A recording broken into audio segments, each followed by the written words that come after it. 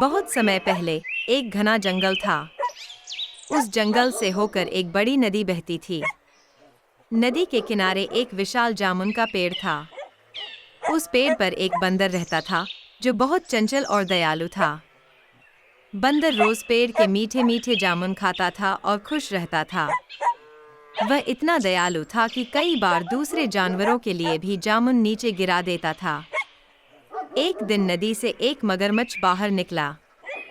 वह भूखा और उदास था। बंदर ने उसकी हालत देखी और तुरंत उसे जामुन खाने के लिए फेंके। धीरे धीरे मगरमच्छ रोज बंदर के पास आने लगा। बंदर पेड़ से जामुन तोड़ कर देता और दोनों घंटों बातें करते।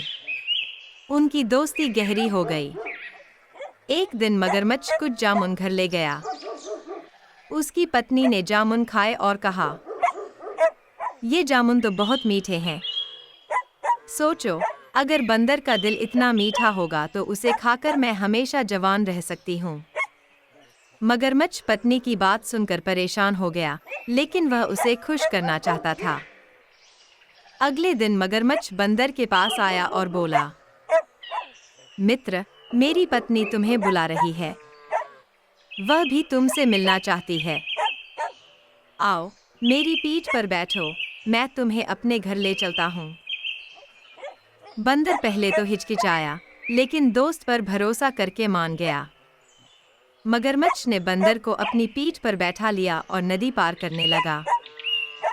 बीच नदी में मगरमच्छ बोला, मित्र, सच तो ये है कि मेरी पत्नी तुम्हारा दिल खाना चाहती है। बंदर ये सुनकर चौंक गया, लेकिन घबराया नहीं। अरे मूर्ख, दिल कोई बाहर निकाल कर रखता है क्या?